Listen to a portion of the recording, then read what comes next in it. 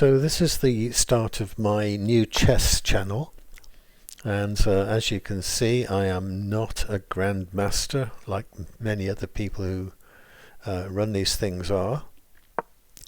I'm just a regular guy who enjoys a bit of chess and is trying to improve, and I thought it would be really interesting to record some of my own games, think about what I've done, think about my reaction to other people's moves, and maybe I can learn something along the way, and maybe it would be helpful to other people too. So I'm playing the Pirc opening, or Pirc as many people prefer to call it, because it's a Czech person's name, and his name was Pirc. And with the Pirc, you fianchetto the bishop here and play this queen's pawn lead. So it's an unusual opening. It's something that a lot of people have not come across. It's not one of the more usual ones, and that's why I've started playing it. So far I've played just a few games, and I've won them all when I've played with the Pirc. I've no idea what I'm doing really, other than I know that this is the right opening. The right opening few moves anyway. Knight comes out here, a bit like the King's Indian Defence, and of course I castle. Now straight away he challenges me, and that's why this pawn is here, so I can simply take.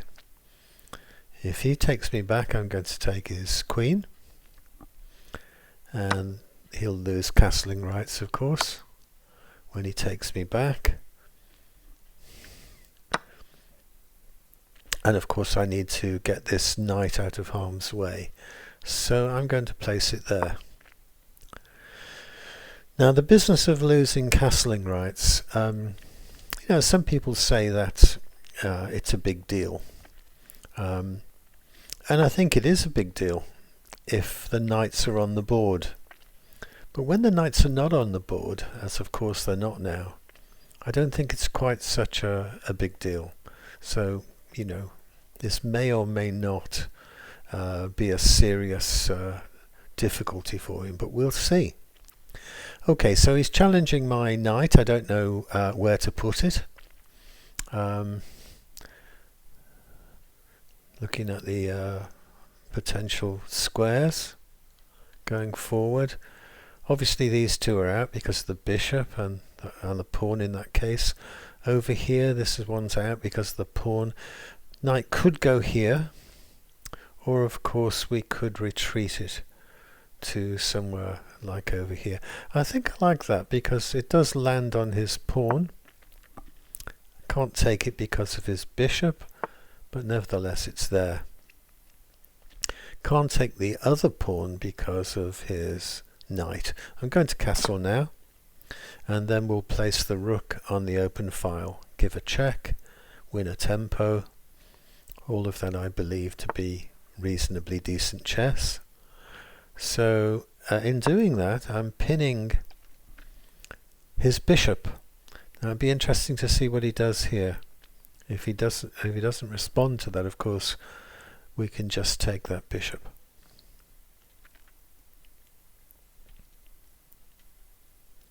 But I expect he will do something about it. He's having a little bit of a think. So I'm playing 15-10 chess at the moment. I've been playing chess on chess.com for just over a year. Before then I'd only played chess when I was a kid with my dad. Learnt chess in junior school and taught my dad how to play, and he was the only person I ever played. We played some wild games, and I imagine that we were not very good chess players, so I never advanced. And a year ago I had don't want to keep this person waiting too long, let's make a move. I could pin the knight, but then he can easily kick me away. I don't think that's a very good move. I can't really move this knight to a good square. We should be thinking about getting these pieces out. I don't want to block my rook in, so I'm going to move the other knight here. So yeah, a year or so, just over a year ago, I had prostate cancer, in fact, and I had my prostate removed, so that's technically known as a prostatectomy. And while I was lying in hospital, having to take it easy for a little while, I thought, what can I do? And I ended up finding chess.com and rediscovering the joy of playing chess. So there you go. I've been playing really for about that time, for about a year. Tried a few different things, trying to learn, but I'm still really a beginner. I'm going to, I think, make this knight move because I don't know, I could be kicked away easily and I can't go here. So perhaps I'll not make that knight move. The bishop does need to come out though. Now, do I want to put it here? Challenge his bishop. He'll probably take me, mess up my pawn structure, or I could go here. I like this. It does block this pawn in a little, but I don't think that's a big problem. It does blockade this other pawn. Having said that, of course, that pawn is blocking my bishop. Though just looking at that, I've got both my bishop and my knight on his pawn, so I could take that pawn. Let's see what he does next.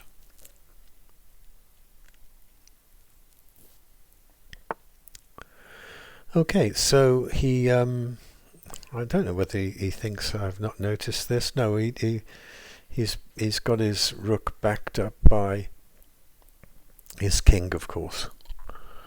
So do I want to take that? Yes, I do. I'm going to take that. I'm going to deliver check again, win another tempo. I'm going to take his pawn here. I could take his pawn with my knight or my bishop, and I think I'm going to take it with my knight because that will challenge his knight. Of course, he may take me, and if he does, my bishop will end up on his rook, and that rook can't get away. If he doesn't take me, I'm going to take his knight, and that will still leave my rook. He does take, so I take him back, and his rook can't really get away. So I don't know what he's going to do here. He could put the knight in the way, but I just take that. He could put his bishop in the way. I could take that. I can't see anything else he can do, so it looks to me like he's going to lose at least one piece here. Two if he's silly.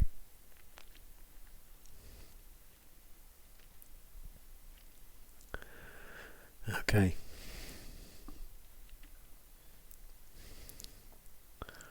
So this opening, the Pirc opening, I don't know it. I really have not studied it.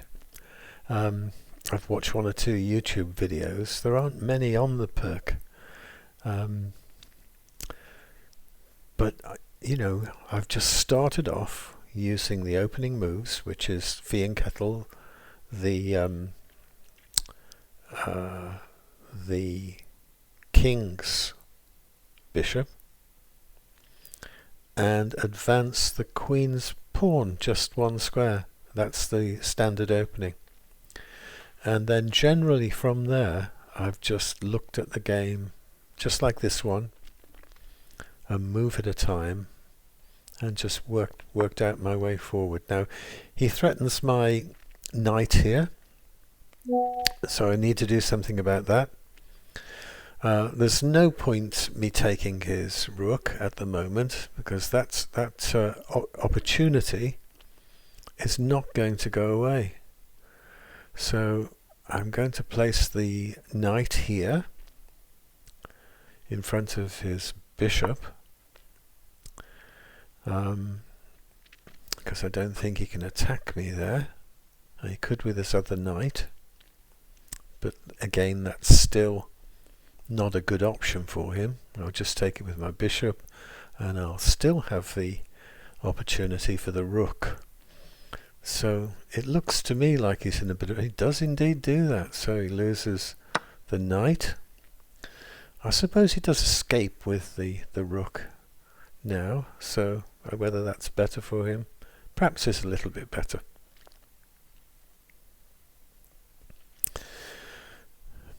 He can move the rook here.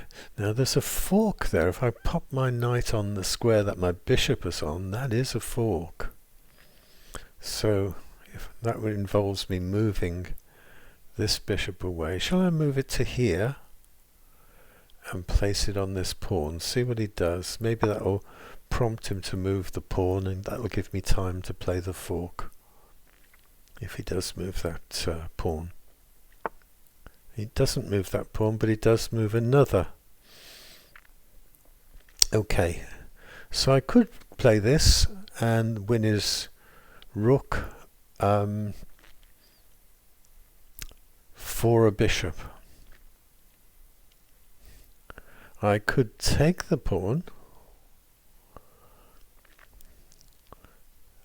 for a bishop and then play the fork, and I'd end up with a pawn and a rook for a bishop.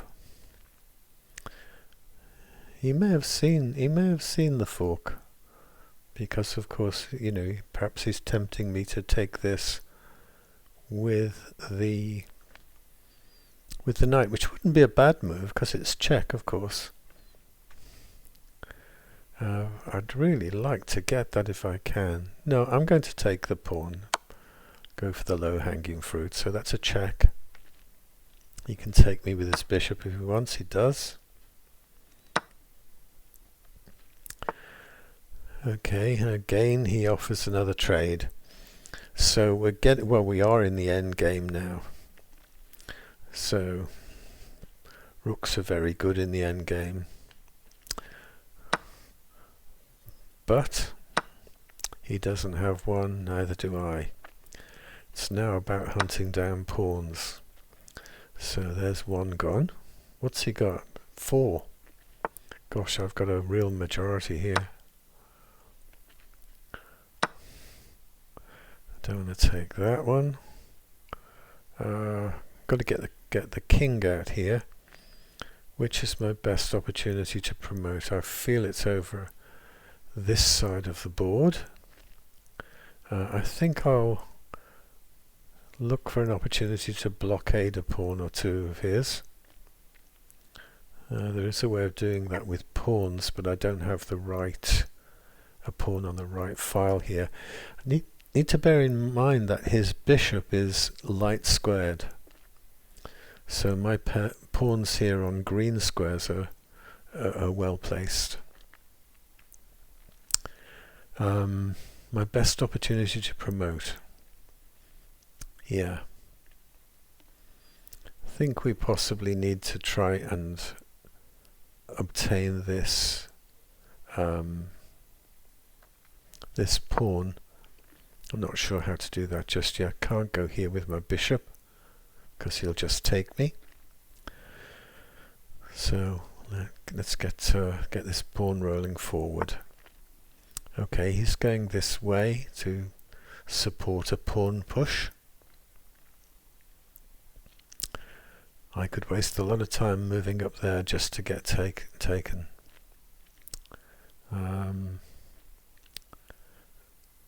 What we've got to do is get the king involved.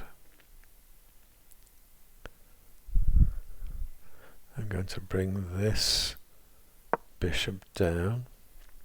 That gives me an opportunity to get involved on this diagonal here. Okay, I think what would happen if I were to blockade that pawn? I think I'll do that. Now he could just simply play this pawn forward. Is that smart or not? Well, no, perhaps it isn't that smart. I'll just move this pawn forward.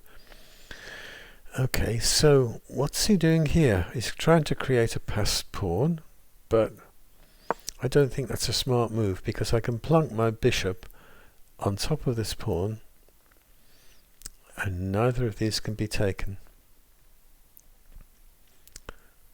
Can't take it with the king because he can't get on either of these diagonals.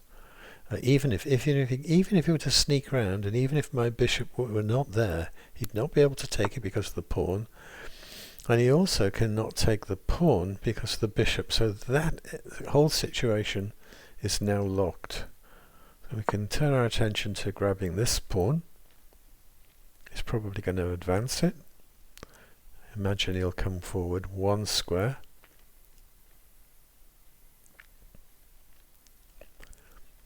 Rather than two. If he comes forward two, I'll just take it. Oh, he doesn't come forward at all. Okay. I do feel that we need to get the king involved. And I'll just remember to stay on green squares. He won't be able to check me with his bishop. Let's take that pawn. He thinks he can take one of those pieces over there, but in fact he can't. He's probably thinking, see, he's still going for it. He thinks he can take the pawn, but he can't. Lovely little arrangement to remember this. Bishop and pawn. Doesn't work the other way round, of course, with the pawn on the top, but this way round, beautiful. He realizes he can't do that now. He's going to come and try to upset my little plan over here. Now, I could just advance, and I think I might let him have the bishop. Shall I do that? Yeah, I think I will.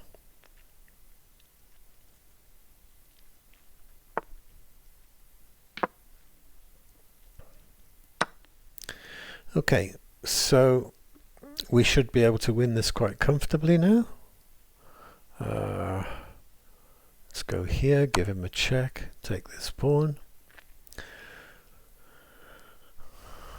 Shouldn't really need to be chasing these pawns down, but let's do it.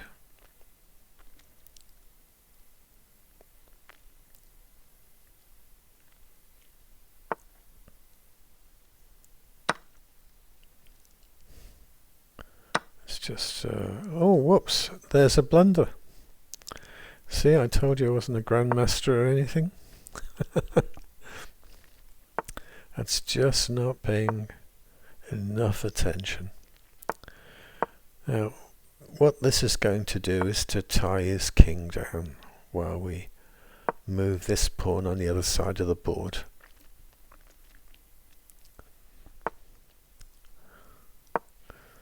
There's nothing he can do about that arrangement over there. You'd have thought he'd have learned from the last time. Maybe he's just thinking about that right now. But no, he's going to see if he can do something which he can't.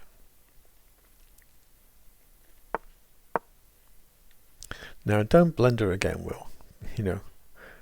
Very easy for you to do this, isn't it? Very easy. So what are we going to do? We're going to have to bring some reinforcements up.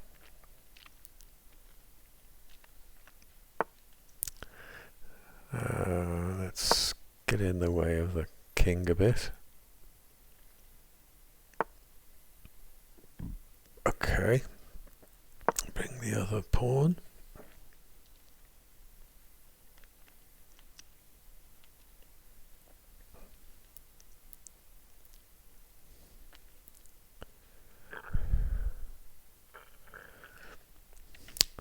Now, his little arrangement here is designed to stop me moving my king.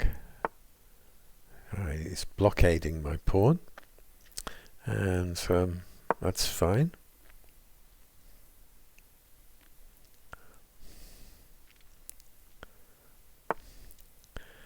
Now, if his king comes too far this way, I can just run. I only need 2 moves, look.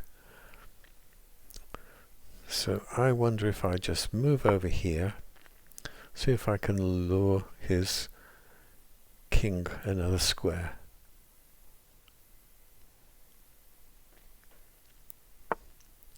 Oh no, he sees that. Okay. Well, let's just continue advancing this pawn. We're going to end up on this square here.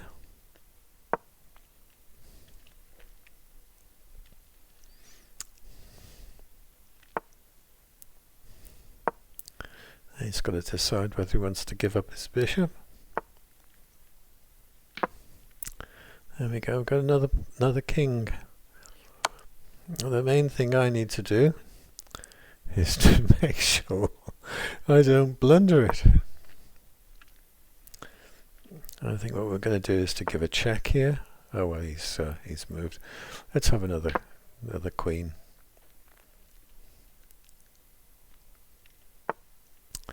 Okay, I am just going to take his bishop and let him have that queen, and I might even, oh goodness, this is getting ridiculous, isn't it? Here we go. How many queens do you need? I think this is the most queens I've ever had in a game. Now we're going to just drive him in one of these directions. I'm going to drive him down, I think.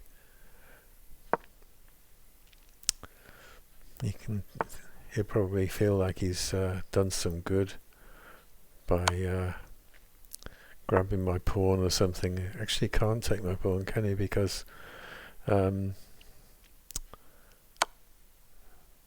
of this bishop. Okay, we can get in there.